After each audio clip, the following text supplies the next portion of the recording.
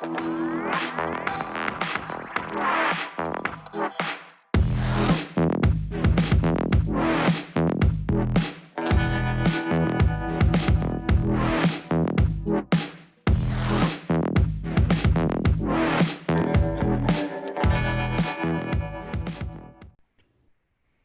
noches a todos. Hoy tenemos al doctor Fernando Villarroel, que nos trae un tema muy interesante sobre la hipotermia en el paciente anestesiado. El doctor Villarroel es médico veterinario egresado en el año 1992 de la Universidad Nacional Experimental Francisco de Miranda. Fue médico residente del Hospital Veterinario Universitario Dr. Guillermo Carrillo. También hizo una residencia en el Servicio de Anestesiología del Hospital Universitario Alfredo Van Grieken en Coro, Estado Falcón. Fue profesor colaborador de la Unidad Curricular de Farmacología y Toxicología Veterinaria. Tiene una especialización en el manejo del dolor y tiene una maestría en sanidad animal. Actualmente el doctor Villarroel está en Argentina y se está desempeñando en la especialidad de anestesiología veterinaria. Bueno, Fernando, te dejo con la audiencia y si quieres agregar alguna otra cosa a lo que ya yo acabo de decir, bueno, bienvenido y por supuesto, muchísimas gracias por estar hoy con nosotros. Bueno, primero que nada quisiera darle las gracias al grupo de Abebusa por, digamos, esta oportunidad de compartir por esta vía con muchos colegas, tanto de Venezuela como de otras partes, que bueno, que en vista de esta nueva situación, de esta pandemia, bueno, esto es un método que nos permite, digamos, poder interactuar y mantenernos comunicados.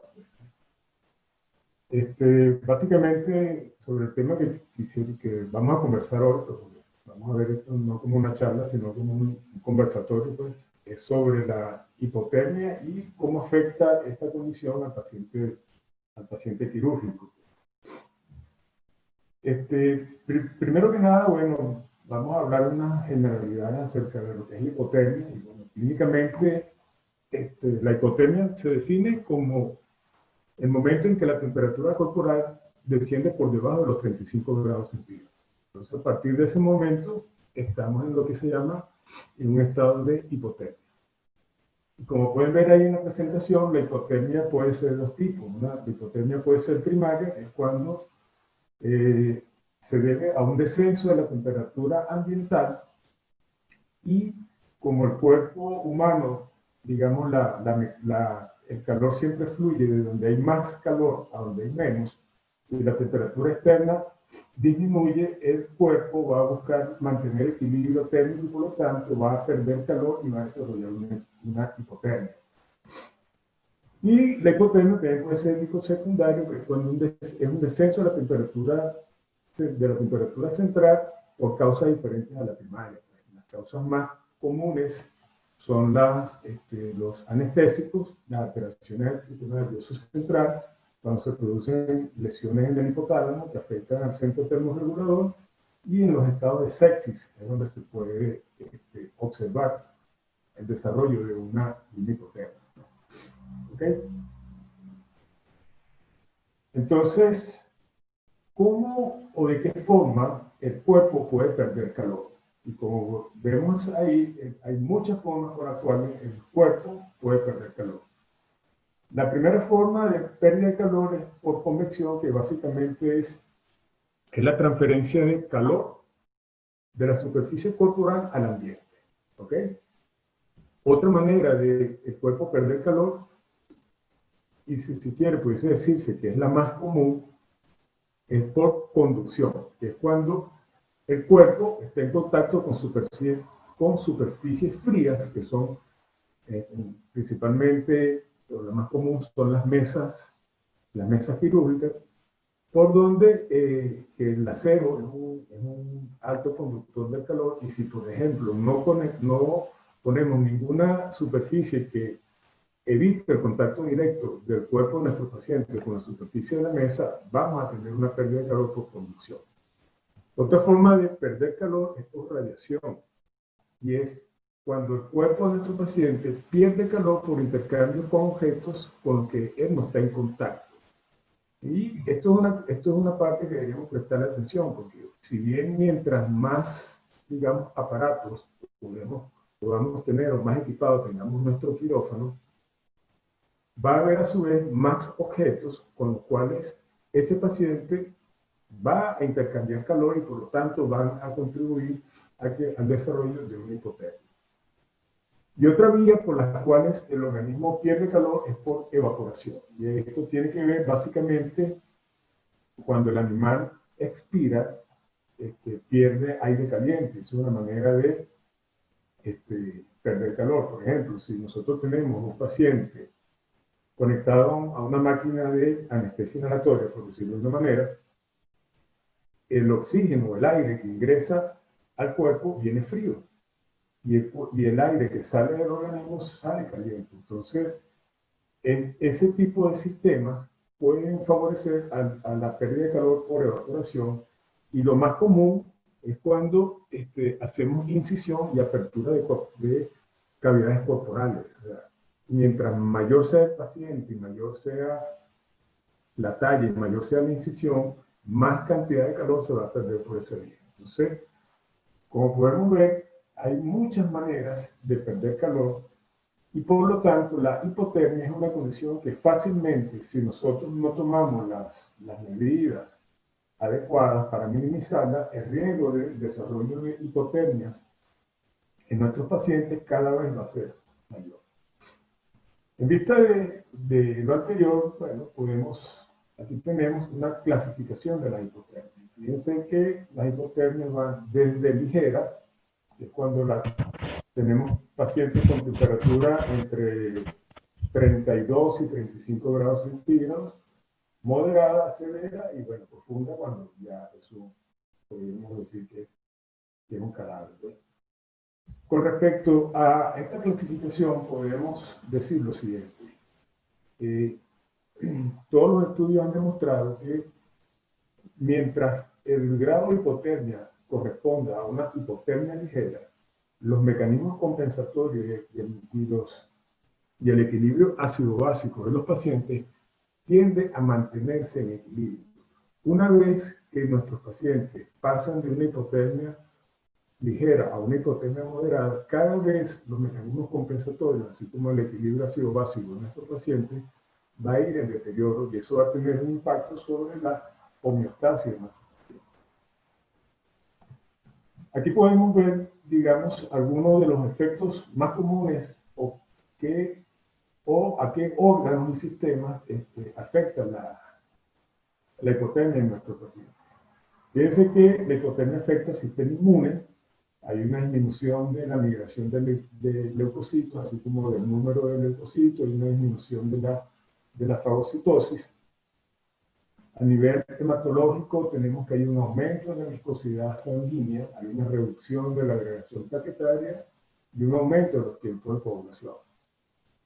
A nivel cardiovascular, fíjense que hay un aumento del gasto aeróbico y del metabolismo cardíaco, el taquicardia, taquipnea y vasoconstricción. Todas estas medidas todos estos efectos son mediados por la liberación de catecolaminas. A nivel metabólico, bueno, evidentemente hay una disminución de la tasa metabólica, por lo tanto, se va a potenciar la hipotermia y hay una prolongación de la recuperación. En este caso de la recuperación anestésica, iba a haber una condición que se llama diuresis fría. La diuresis fría es una consecuencia, digamos así, de la hipotermia, en la cual, al haber una vasoconstricción, hay un redireccionamiento del flujo sanguíneo hacia los órganos vitales. Entonces esto va a ver que hay un mayor flujo sanguíneo hacia los riñones, y el frío o la hipotermia va a producir una inhibición o una reducción drástica de los niveles de hormona antidiurética. Por lo tanto, esa combinación de aumento de la perfusión renal con disminución de los niveles de hormona antidiurética va a provocar en el organismo lo que se llama la diuresis fría. Y a nivel, otra consecuencia de la hipotermia es la generación de temblores. Y esto es un mecanismo que, en el cual se producen contracciones musculares tratando de generar calor. Digamos, el pero de este mecanismo compensatorio es que ese aumento de la actividad muscular va a producir un aumento de la demanda de oxígeno por parte del miocardio, y eso es algo que en el paciente con hipotermia muchas veces no se va a lograr ese incremento o ese aumento de las necesidades de oxígeno del corazón con un verdadero aporte de oxígeno al corazón. Entonces, bueno, mire, ya una vez visto, por decirlo de una manera, algunas generalidades sobre lo que es la hipotermia y las principales consecuencias que eso puede tener, vamos a hablar sobre una investigación, un trabajo, una tesis de grado que realizamos en el año 2017. Y antes de empezar a hablar sobre los resultados obtenidos en este trabajo, quisiera aprovechar de, digamos así, darle las gracias públicamente a los ahora colegas Ariadne Marbar, Francisco Gallardo, Nidian Pérez, David Monzón y Daira Sánchez. Gracias al esfuerzo de ellos cuando eran bachilleres, fue que, digamos, pudimos desarrollar este trabajo sobre los efectos de la hipotermia que ahora, digamos, vamos a compartir con ustedes. Antes de empezar a compartir los resultados que obtuvimos en esta investigación sobre qué ocurría en los pacientes que desarrollaban hipotermia, voy a pasar a describirles a grosso modo en qué consistió el trabajo. Este fue un trabajo, una investigación que se desarrolló utilizando los pacientes de las prácticas de cirugía de la unidad curricular para patología terapéutica quirúrgica de la Universidad Francisco de Miranda. Entonces, básicamente, el trabajo consistió en evaluar cómo se comportaba la temperatura a lo largo del periodo quirúrgico, y medimos qué pasaba con la saturación de oxígeno, con la frecuencia cardíaca, con la presión arterial, y también evaluamos cómo se comportaba la serie roja, la serie blanca y la función renal en esos pacientes sometidos a cirugía. Entonces, en este cuadro que vemos aquí, vamos a ver que tenemos tres curvas. Si ustedes ven, la curva azul me representa la temperatura corporal, y fíjense que los pacientes tuvieron al inicio de la cirugía un promedio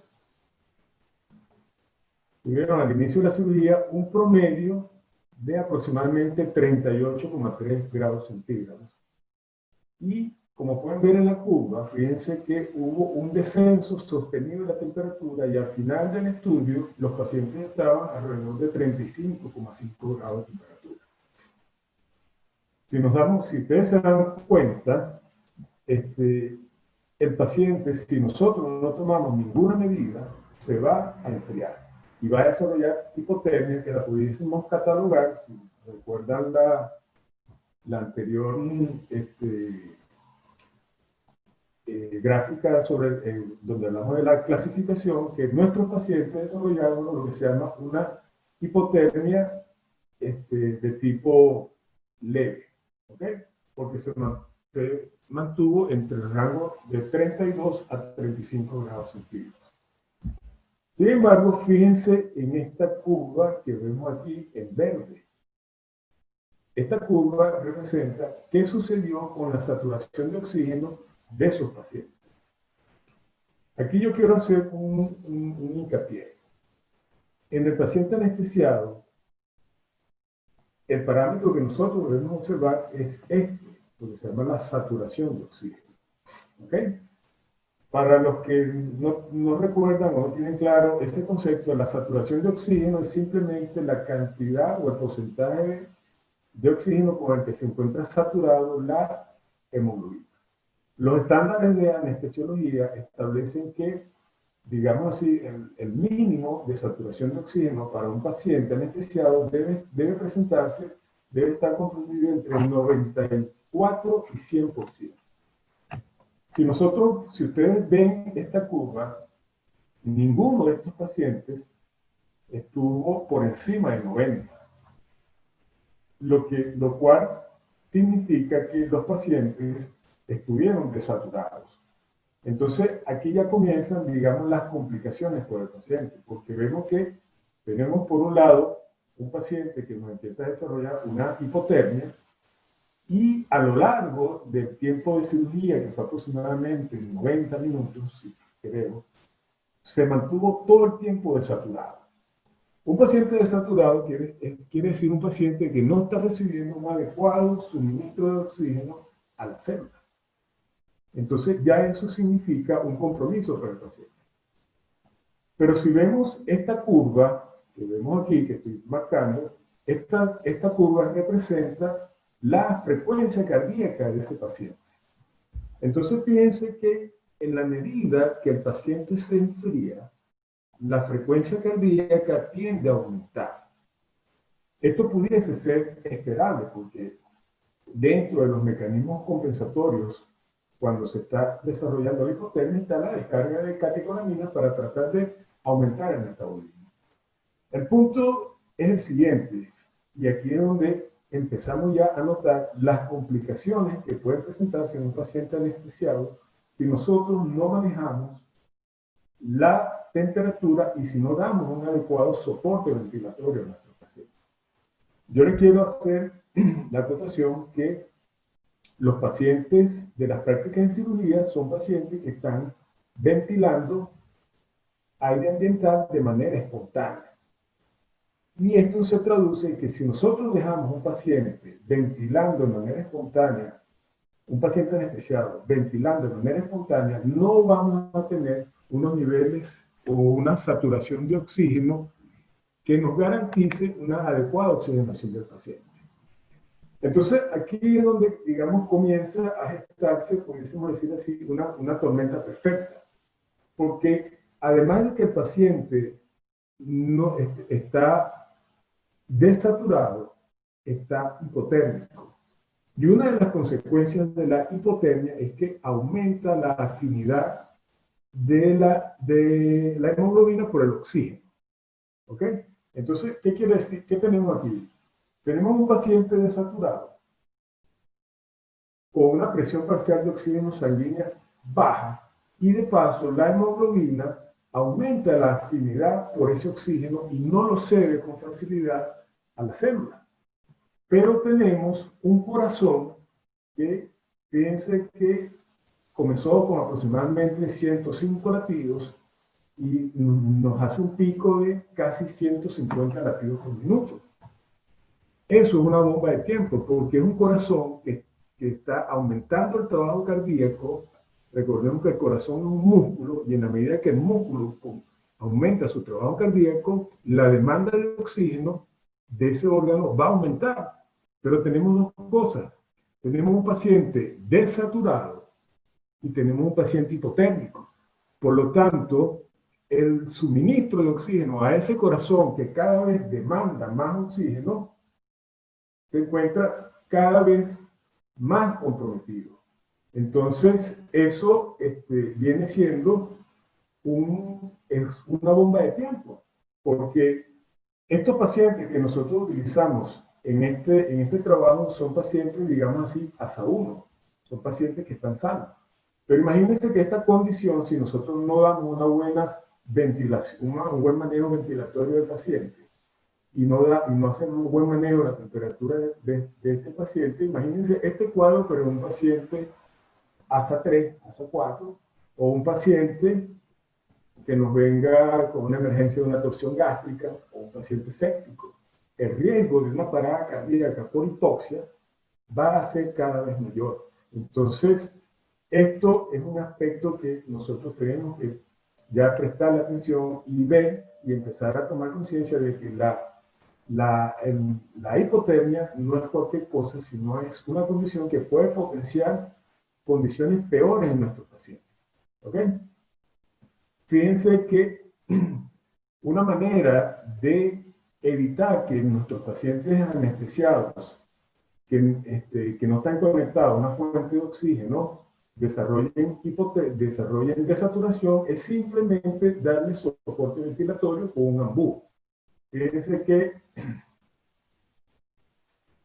este es un trabajo realizado anteriormente en el que simplemente el paciente se mantuvo anestesiado con una infusión de Propofol y simplemente lo que se le hizo fue darle soporte ventilatorio con ambú. Simplemente darle ambú. Y fíjense, durante el tiempo quirúrgico, el paciente desarrolló unos niveles de saturación de oxígeno por encima de 94 y fíjense que se mantuvo una adecuada saturación con algo tan sencillo como es darle soporte ventilatorio a nuestro paciente. ¿Okay?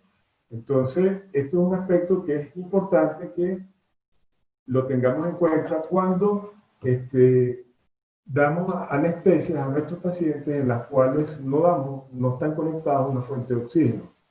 Aquí también quisiera hacerles mención de que no coloqué los niveles o la cifra de frecuencia cardíaca, de frecuencia respiratoria, como para no ser tan denso el gráfico, pero puedo decirle que si bien la frecuencia respiratoria se mantuvo entre 14 y 16 respiraciones por minuto, un valor que se puede considerar adecuado para un paciente anestesiado, la saturación de oxígeno nunca estuvo por encima de 90. Nunca estuvo o ni siquiera se acercó al mínimo que está establecido para un paciente anestesiado. Entonces, esto es un aspecto que hay que tener mucho cuidado con nuestros pacientes anestesiados.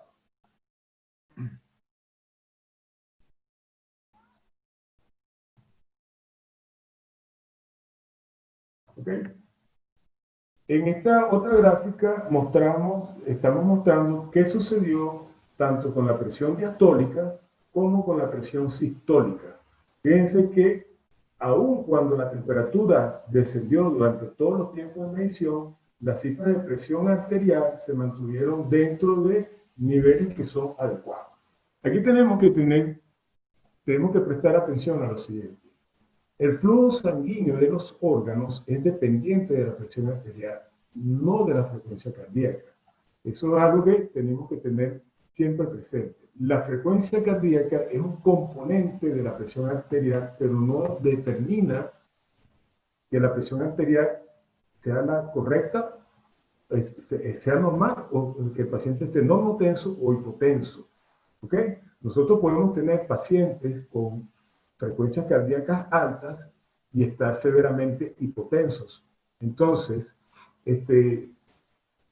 digamos así, fijarnos solamente en el estatus hemodinámico de nuestros pacientes anestesiados, porque la frecuencia cardíaca esté normal, o esté sobre 100, o nunca nos llega a 60, es un error porque este, pueden presentarse condiciones de taquicardia con pacientes hipotensos. Sin embargo, fíjense que en esta investigación, a pesar de la hipotermia, las cifras de presión arterial se mantuvieron constantes. O sea, quiere decir que el flujo sanguíneo a los órganos se mantuvo. El problema era que la oxigenación de esos órganos estaba comprometida porque, como vimos en la gráfica anterior, la saturación de oxígeno de esos pacientes todo el tiempo estuvo comprometida. Entonces, esta gráfica lo que nos muestra es que, bueno, a pesar de la hipotermia, los mecanismos compensadores de mantener la presión arterial, a pesar de la hipotermia, se mantienen activos. Entonces, esto es algo que debemos tener en cuenta. Continuando con los resultados obtenidos,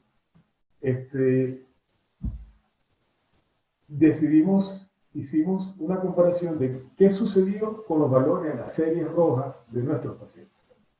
Y entonces aquí podemos ver, fíjense que en la medida que las cifras de temperatura disminuyen, fíjense que nuestros pacientes comenzaron con 38,3 en promedio y finalizaron con 35,3. Si aquí vemos las cifras de hematocrito y de hemoglobina, fíjense que en la medida que transcurría el tiempo quirúrgico y que el paciente se enfriaba más, fíjense lo que sucedía con las cifras de hemoglobina y de hematocrito. Aquí nos encontramos, digamos así, la primera, vamos a decirlo, disyuntiva, pues. Porque si nosotros revisamos, si se revisa la bibliografía, uno de los efectos de la hipotermia en los pacientes es que se produce un aumento de la viscosidad sanguínea. ¿Ok? Entonces, ¿a qué se debe este aumento de la viscosidad sanguínea?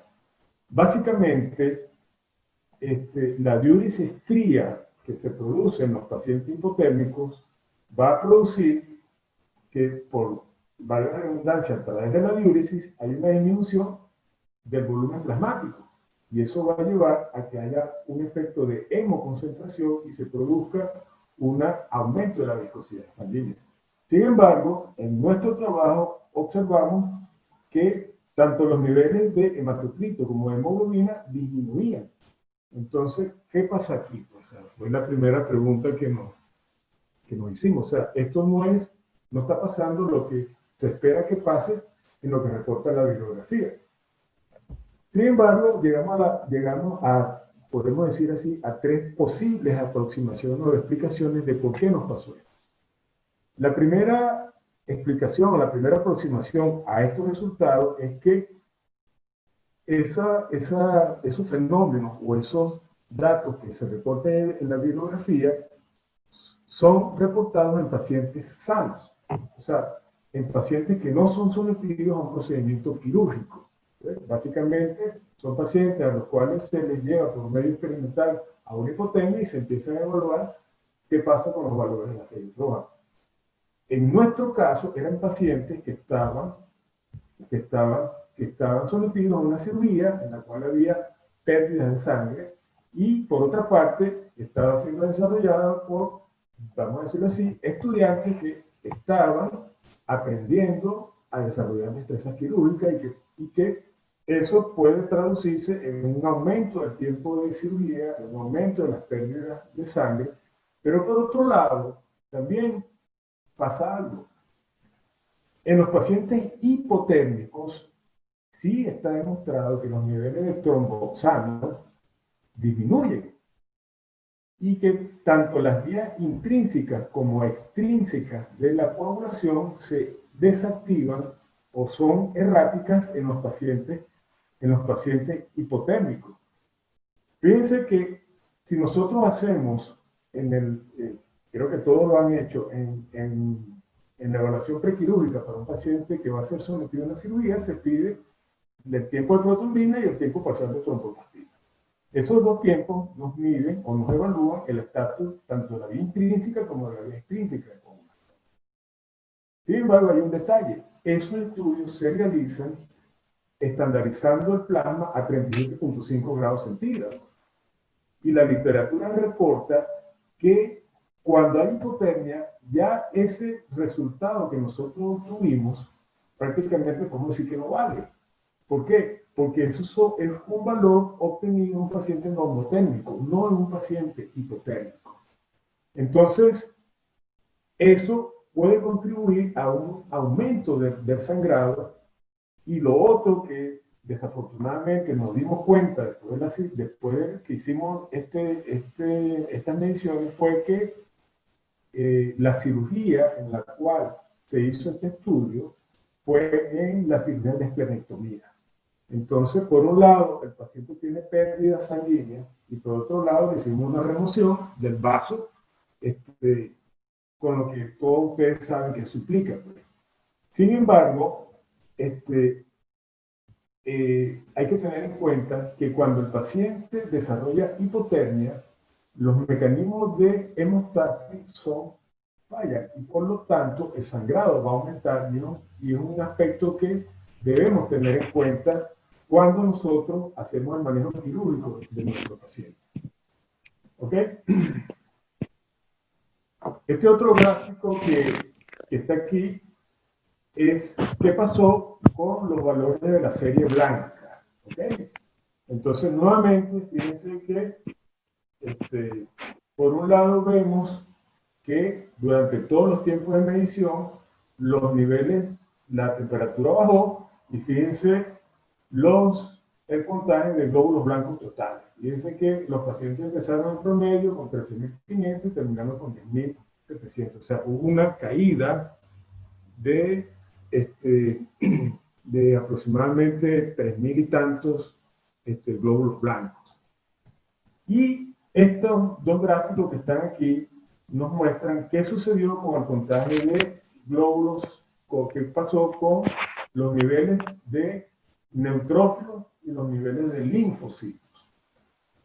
Todas las bibliografías reportan de que la hipotermia inhibe la migración de glóbulos blancos, disminuye la fagocitosis y que eso se traduce en que hay una falla en el estatus inmunológico de nuestros pacientes.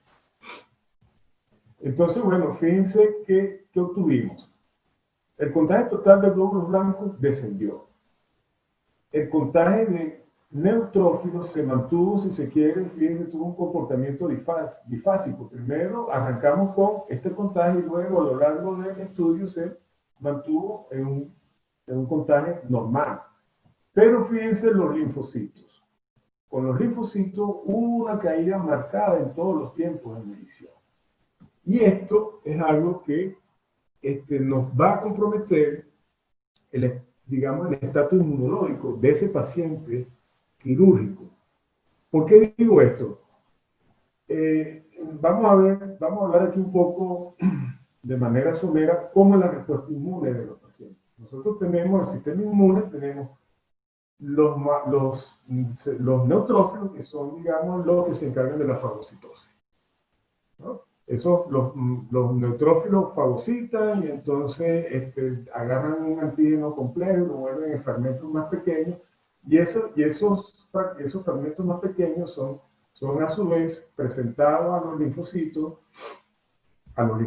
B, ¿eh? Que esos linfocitos B son los que reconocen ese antígeno, se unen a él y producen células plasmáticas que son una fábrica de anticuerpos, digamos, de anticuerpos específicos. Y están los linfocitos T, que son, digamos, las células, vamos a decirlo así, de memoria. Ellos se encargan de reconocer antígenos viejos y una vez que los reconocen se activan y a su vez también inducen a la activación de las interleucinas, principalmente la interleucina 1 y la interleucina 2. ¿Ok? Si esos niveles de linfocitos caen tan drásticamente en un paciente, la respuesta inmune se va a ver comprometida. ¿Ok? Entonces, estos resultados sí coinciden o sí hubo concordancia con lo reportado con la bibliografía. Por otra parte, la bibliografía también reporta que la hipotermia disminuye la activación de linfocitos por inhibición de los mitógenos en los linfocitos. Son las células que van a aumentar la replicación o la producción de linfocitos. Entonces, es importante observar qué empieza a pasar en un paciente hipotérmico. En un paciente hipotérmico vamos a tener, en un paciente quirúrgico que desarrolla hipotermia, fíjense todo lo que va a pasar. Primero que nada, va a haber una disminución de la temperatura y eso va a ocasionar un redireccionamiento del flujo sanguíneo hacia los órganos vitales. ¿Okay? Entonces, todo lo que es la superficie, la piel, el flujo sanguíneo va a estar comprometido. ¿Ve? Porque hay un redireccionamiento. Segundo, es un paciente que va a estar desaturado, por lo tanto, el aporte de oxígeno a ese tejido va a estar comprometido. Y eso se va a traducir en un aumento de la producción de radicales libres. Y por otra parte, la migración de glóbulos blancos hacia esos tejidos va a estar disminuida por la hipotermia y a su vez todo lo que tiene que ver con la cascada inmunológica, o sea, va a haber menor producción de interleucina, va a haber una disminución marcada de los linfocitos, y todo eso se va a traducir en que voy a tener un paciente que con una alta predisposición al desarrollo de infección en el postquirúrgico inmediato. Y si aunado a eso nosotros no hacemos un buen manejo de la asepsia, no hacemos una antibioterapia adecuada, fíjense que puede armarse un cóctel que puede derivar fácilmente en el desarrollo de infecciones en el postquirúrgico inmediato. ¿Ok? Y bueno, y ya digamos digamos, finalizar, ¿qué fue lo que se realizó en este estudio? Se evaluó cómo fue el comportamiento de la función renal en estos pacientes. Fíjense que a pesar de que el paciente desarrolló hipotermia, la función renal se mantuvo, si se quiere, constante. Fíjense que los niveles de urea se mantuvieron un máximo de 19 y un mínimo de 17. Nunca sobrepasaron el umbral de los 45. Y fíjense que la creatinina se mantuvo alrededor, cerca de 1 y un poco más de 0,6. O sea, se mantuvo todo el tiempo normal. Esto es algo rescatable y nos digamos, hace ver, digamos, lo formidable que es el riñón. Y formidable en el sentido siguiente. Hay que tener en cuenta que el 50% del gasto cardíaco, es decir, de toda la sangre que el corazón moviliza en un minuto, el 50% se distribuye en 2 horas. 25% es solamente para el cerebro y el otro 25% es para los riñones. Es decir, que el riñón es un órgano altamente sensible a los niveles de oxígeno.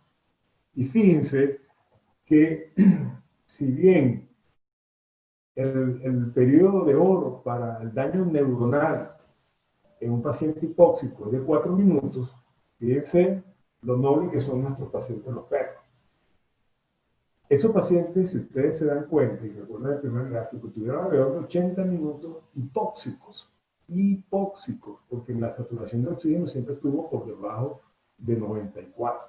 Y eso es lo que eso me va a repercutir por un lado en la parte neurológica. Pero fíjense, unos riñones hipóxicos durante casi 90 minutos mantuvieron su funcionamiento a pesar del daño estructural que esos riñones han debido haber recibido por la hipoxia. Porque fíjense que aquí, digamos, la hipoxia, digamos, tiene un doble impacto, porque de por sí solo, si un animal está normotérmico, pero está desaturado, hay una hipoxia renal. Pero si aunado a eso, el paciente está desaturado y está hipotérmico, cada vez esa hipotermia va a comprometer aún más la oxigenación de ese órgano. Sin embargo, fíjense que en ningún momento, por lo menos mientras la hipotermia fue leve, la función renal disminuyó.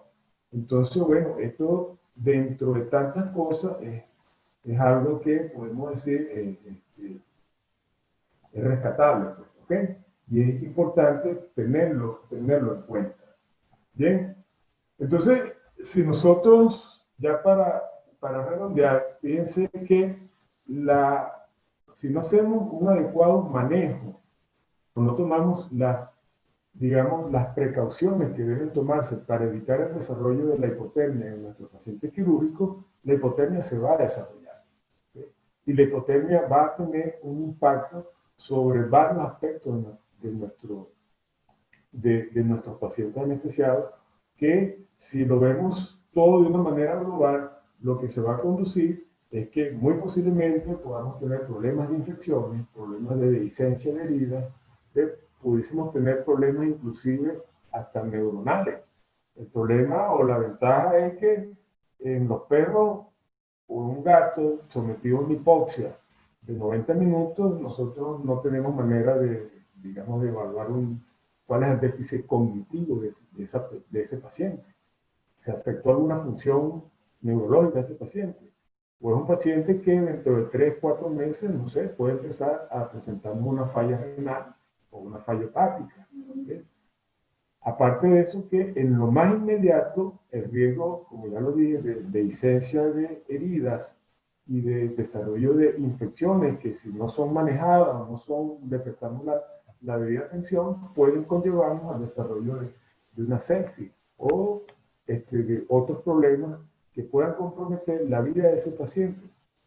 Por lo tanto, eh, la hipotermia es algo que debemos evitar en nuestros pacientes, debemos tomar las medidas necesarias, porque, como hemos visto, sí afecta la integridad y la homeostasis de nuestros pacientes. Y bueno, ya para, digamos, terminar esta parte, bueno, quisiera mostrarle esta imagen. Y esto lo tomé hace mucho tiempo, estuve en una playa donde yo vivo en Venezuela, esto se llama el Supí. Y bueno, buscando una foto encontré esta imagen y bueno, podemos hacer una analogía de la situación en la que estamos actual, que podemos decir que este bote, en esta situación de esta pandemia, esta cuarentena, este encierro que nos ha trastocado la vida a todos. Y si se fijan en el nombre, la esperanza, a pesar de todo lo malogrado que este botecito está flotando. Y creo que la esperanza de que todo esto mejore y de que toda esta situación cambie, creo que es algo que nos puede dar fuerza para seguir adelante y superar esta situación que nunca se nos había presentado, digamos, a todos. De manera que, bueno, muchas gracias por su atención y bueno, si hay algunas preguntas, vamos a esa parte. Y espero Muchísimas que... gracias, Fernando. Estuvo excelente la presentación, muy interesante. Vamos a abrir la sesión de preguntas y respuestas. Generalmente la gente va escribiendo en el chat las preguntas que tienen y las va respondiendo, bueno, a medida que yo las voy leyendo. Okay. Todo el mundo diciendo muchas gracias, muchísimas gracias, muy buena, doctor, gracias, doctor. Excelente conferencia, gracias por la invitación, excelente presentación y puntos para tomar en cuenta. Gustavo Prato comenta, se debe tomar en cuenta que esos pacientes seguramente estaban con fluidoterapia en el transquirúrgico, lo cual puede causar, me imagino que lo que quiere decir es un aumento de la volemia y hemodilución. Sí, eso también es algo que pudiese estar pasando, ¿no? Sin embargo, esos pacientes, una de las cosas que se hacía siempre era tratar de ajustar la fluidoterapia a lo recomendable, que es 10 ml kilo hora, pues. De manera de que, digamos, la fluidoterapia, tratar de minimizar el impacto de un mal manejo de los fluidos, precisamente en ese fenómeno de hemodilución que pudiese afectar lo que es la parte de los valores de la serie roja, pues. Pero sí es algo que hay que tener en cuenta. Si nosotros no manejamos adecuadamente los fluidos y damos este, y hacemos una mala fluidoterapia, eh, mucho fluido tiene un efecto nocivo para el paciente quirúrgico porque conduce a una dilución de los factores de coagulación y eso va a conllevar a un aumento del sangrado que también puede contribuir a esto, porque fíjate qué es lo que pasa con estos pacientes. Aparte que es un paciente que está frío, de que está desaturado, de que la hemoglobina no cede con facilidad el oxígeno a los tejidos, aparte de eso, la serie roja, que es la que transporta, que es la que tiene la hemoglobina, que transporta el oxígeno, también disminuye. Entonces, fíjate todo el impacto que eso va a representar para un paciente, para un paciente anestesiado. Pero sí es algo que hay que tener en cuenta el manejo de los fluidos. Ok, aquí dicen,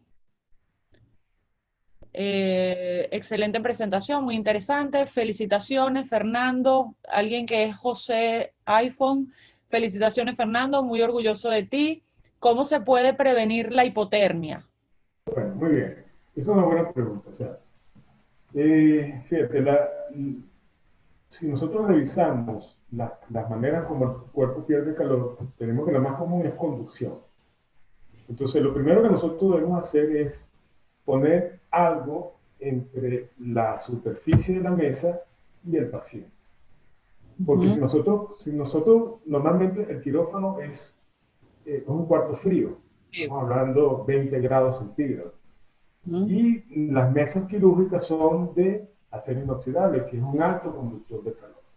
Si nosotros colocamos un cuerpo a 37, 38 grados centígrados en una mesa de acero que está fría, ¿ves? El calor va a ir de donde hay más a donde hay menos. Por lo Claro. tanto, va a pasar del cuerpo a la mesa. Pero entonces hay otro factor que hay que tener en cuenta, que es lo que se llama la superficie de área corporal. No es lo mismo en una mesa de, vamos a poner así, una mesa estándar de 70 centímetros por un metro, ¿no? Colocar a un, qué sé yo, vamos a poner a un pastor alemán de 30 kilos que colocar a un pincher de kilo y medio en esa misma mesa, pues. Evidentemente, si nosotros colocamos un pincher de, qué sé yo, de 2 kilos, 3 kilos, en una área de 1 metro por 70 fría, evidentemente eso lo que va a hacer es robarle toda la temperatura al paciente. Lo otro que podemos hacer es cubrir al paciente. Si ustedes ven, si todos ven las películas o la serie esa de ER, toda esa serie de Emergency, cuando hay un paciente que lo están operando, se le ve la cara al paciente. Lo único que se ve es, digamos, el campo donde el paciente está, donde el cirujano está operando. Porque si yo cubro al paciente, voy a evitar las pérdidas por convección y por radiación de ese paciente. Entonces, hay maneras de evitar la hipotermia. Sí hay maneras de evitar la hipotermia. Básicamente podemos hacer es colocar una superficie aislante entre el paciente y la mesa y cubrir al paciente. Aparte de que eso nos da un manejo más aséptico de nuestros pacientes, evita que nuestros pacientes tengan pérdidas por radiación y por convección.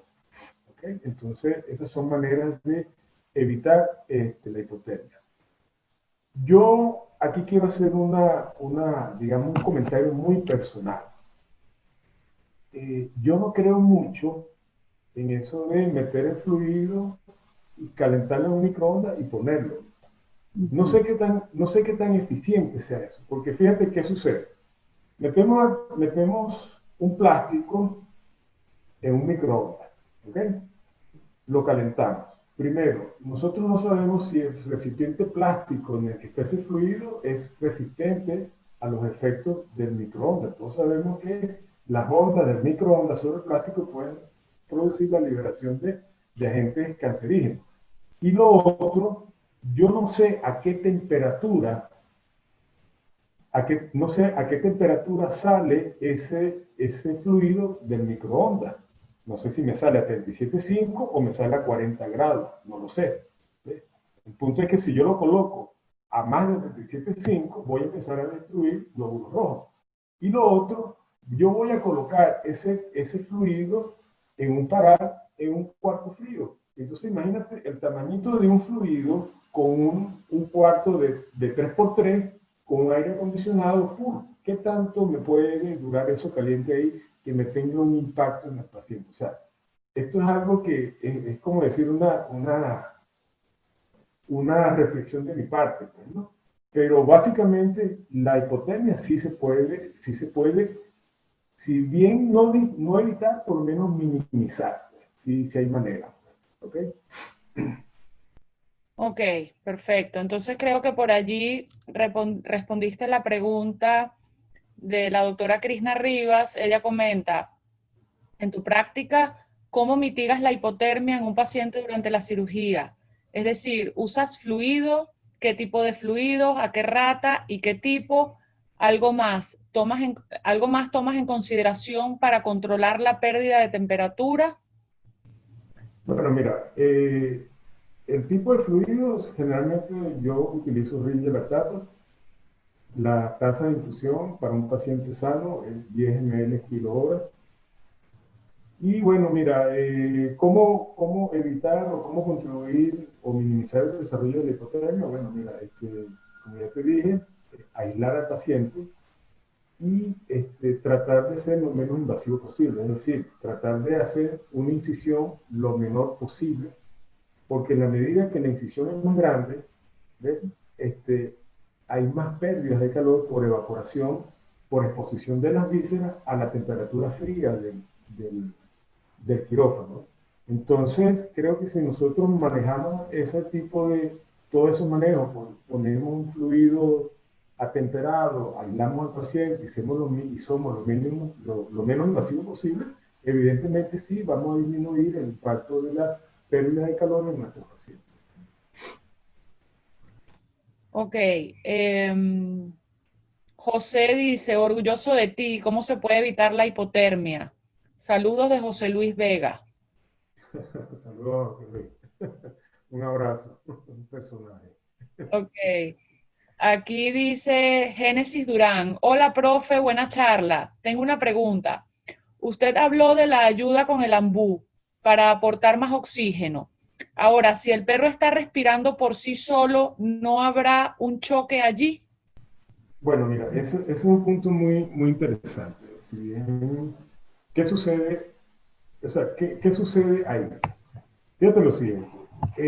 Cuando nosotros tenemos un paciente anestesiado, nosotros podemos observar que ese paciente, vamos a decirlo así, respira, es decir, hay movimiento torácico. ¿Ok? Ahora, los anestésicos, ¿qué hacen? Los anestésicos producen una doble depresión respiratoria. Por un lado, los anestésicos son depresores de la musculatura y en este caso van a deprimir a los músculos respiratorios, es decir, a los intercostales y al diafragma. Entonces, si bien nosotros vemos que el animal respira, que hay un movimiento del tórax, no necesariamente ese movimiento del tórax va a movilizar el volumen corriente que necesita ese paciente para tener una adecuada oxigenación de los tejidos. Y por otro lado, si el animal moviliza un volumen corriente menor al necesario para la talla del paciente, el CO2 va a empezar a aumentar en sangre. La otra depresión que hacen los anestésicos a la parte respiratoria es que inhiben la respuesta del centro respiratorio a los aumentos de nivel de CO2. Hay que recordar que el estimulante del centro respiratorio no es el oxígeno, es el CO2. Entonces, si el CO2 aumenta en sangre, la respuesta compensatoria es aumentar la frecuencia respiratoria. Pero eso no sucede en los animales anestesiados. Los animales anestesiados, a pesar de que se encuentran con una saturación que vimos ahí, que rondaba el 85 o 84%, la frecuencia respiratoria se mantuvo siempre plana, alrededor de 14 y 16 respiraciones por minuto. Entonces, eso simplemente se traduce en que es una, vamos a llamarlo así, una respiración ineficiente. ¿Por qué? Porque uno de los marcadores de la función respiratoria es la saturación de oxígeno. Si yo no tengo una saturación de oxígeno adecuada, quiere decir que ese paciente, aun cuando esté respirando espontáneamente, no está movilizando el volumen corriente adecuado para tener una buena saturación de oxígeno. Entonces, si nuestros pacientes no están, a pesar de que están respirando solos, no tienen una buena saturación de oxígeno, necesariamente tenemos que ayudarlos con el ambú.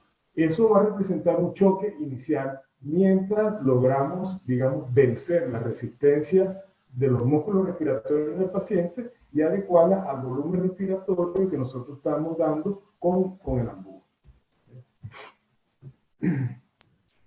Perfecto. Por aquí dice, felicidades colega, por acá David y Divo desde Paraguaná. Éxitos, un abrazo. Un abrazo para ellos también. Mónica Hurtado, profe, generalmente en la universidad cuando sacamos un paciente hipotérmico lo ponemos al sol automáticamente por razones obvias, pero en un hospital o clínica no podemos hacerlo. ¿Qué hacer en estos casos?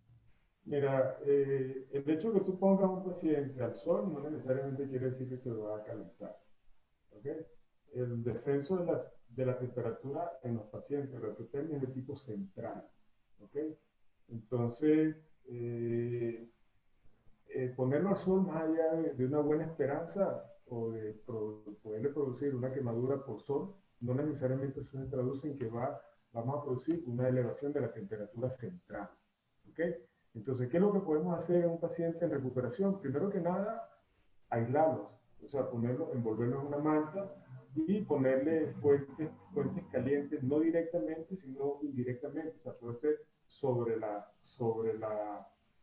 manta y básicamente colocarla en la entrepierna, abdomen y axilas, pues que son, digamos, por donde pasan grandes vasos que pueden captar ese calor y llevarlo hacia el centro termorregulador a nivel central y empezar nuevamente a recuperarse la temperatura corporal. Ok.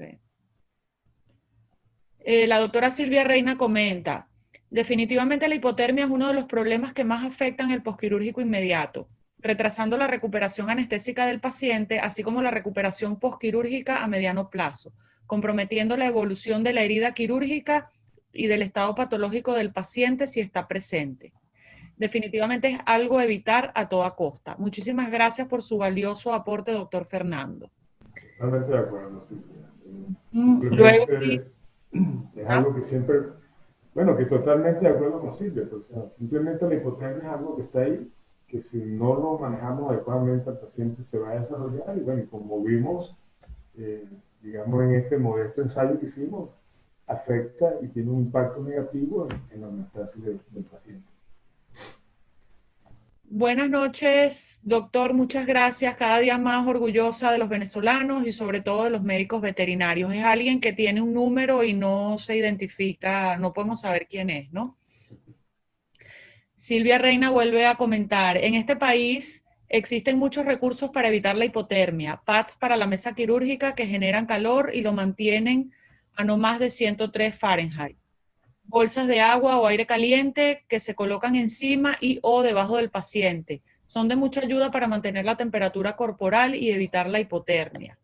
Sí, eso es algo que, bueno, el que tenga acceso a esa tecnología, bueno, tiene que aprovecharla, pero cosas cotidianas que podemos hacer, básicamente las que les recomendé. Primero que nada, aislar al paciente y segundo, cubrirlo y ser lo menos invasivo posible. Con esas tres cosas estamos básicamente minimizando la mayor parte de las pérdidas por las cuales el paciente pierde calor. Lo que no podemos evitar es el efecto de depresión del metabolismo que nos van a ocasionar los anestésicos. Pero si de 4 causas evitamos 3, por lo menos el impacto de la hipotermia va a ser menor en nuestros pacientes. Jenem Villasmil pregunta, doctor, ¿podría ahondar un poco más del impacto de la saturación de oxígeno a nivel renal, impacto negativo sobre los riñones? Claro, cómo no. Mira, aunque parezca mentira, después del cerebro, los órganos que más consumen oxígeno son los riñones. ¿Ok? Entonces, si nosotros tenemos una desaturación, ¿qué sucede?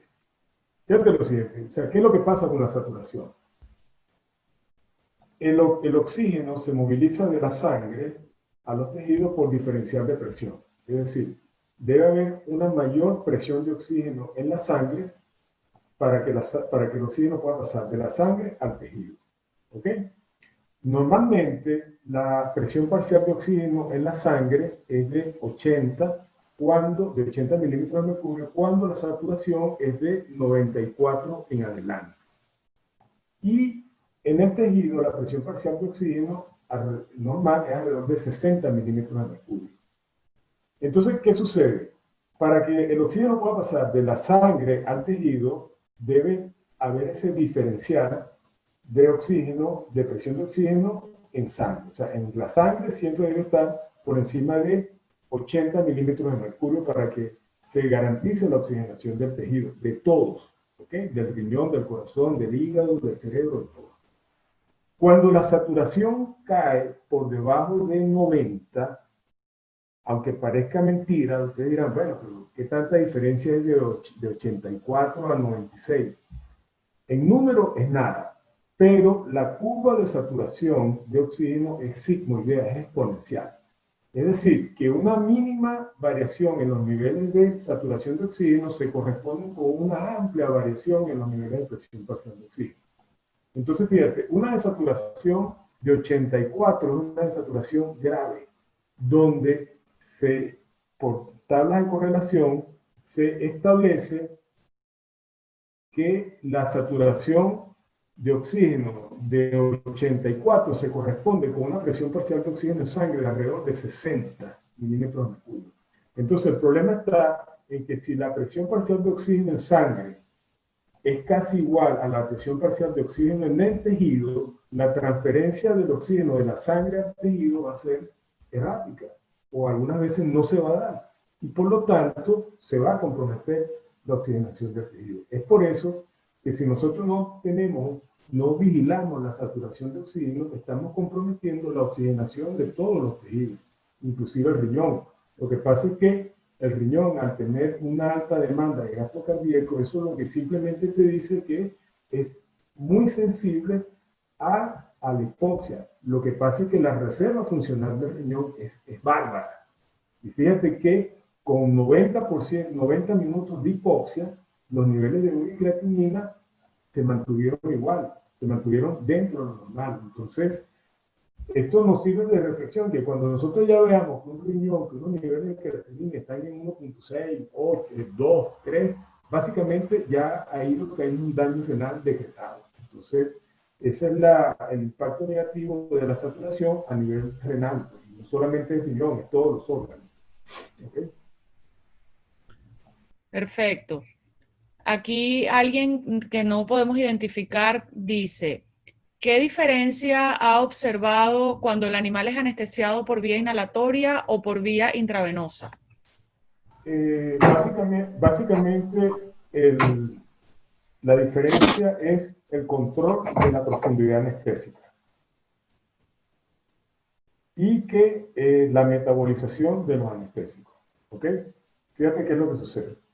Cuando nosotros utilizamos anestesia total intravenosa, ¿cómo es el viaje del anestésico? Lo inyectamos en la vena, llega al corazón y del corazón llega al cerebro y produce la depresión central. ¿Ok? El punto es el siguiente: si calculamos mal la dosis y ponemos más anestésico del que necesitamos, bueno, nos toca esperar que no pase lo peor. ¿Ok? Y segundo, los anestésicos fijos son metabolizados en el hígado y excretados por vía renal. Cuando nosotros utilizamos anestesia inhalatoria, la cinética de los gases es distinta. El gas llega al pulmón, del pulmón pasa a la sangre y de la sangre llega al cerebro. Entonces, los cambios en la profundidad anestésica son más manejables con la anestesia inhalatoria que con la anestesia intravenosa. Y desde el punto de vista metabólico, los anestésicos inhalatorios no se metabolizan. No tienen ni metabolismo hepático ni excreción renal. Ellos entran al organismo, llegan al pulmón y salen tal cual entraron cuando el animal expira. Entonces, básicamente, esas son las dos diferencias desde el punto de vista metabólico. Ahora, en el impacto de la anestesia como tal sobre los órganos, la depresión cardiovascular, la vasodilatación, la hipotensión, es igual con ambos. Hay un mito que no, que la anestesia inhalatoria es más segura o es menos mala, no, o sea, los anestésicos inhalatorios son tan depresores como los anestésicos fijos. Simplemente que por cinética farmacológica, los cambios en la profundidad anestésica son más manejables con una anestesia inhalatoria que con una anestesia intravenosa. Ok. Bueno, doctor, ya no hay más preguntas en el chat. ¿Alguien tiene alguna pregunta más? No, no hay más preguntas. Le doy unos minutos para que se despida de la audiencia. Muchísimas gracias. Bueno, ojalá que podamos tenerlo pronto con otro tema que de verdad que son de muchísima ayuda para todos los que asistimos a estos webinars. Estuvo excelente, doctor. Muchísimas gracias. Bueno, mira, primero que nada, bueno, gracias a ti y gracias a Ginés por la invitación. Nuevamente quiero darle las gracias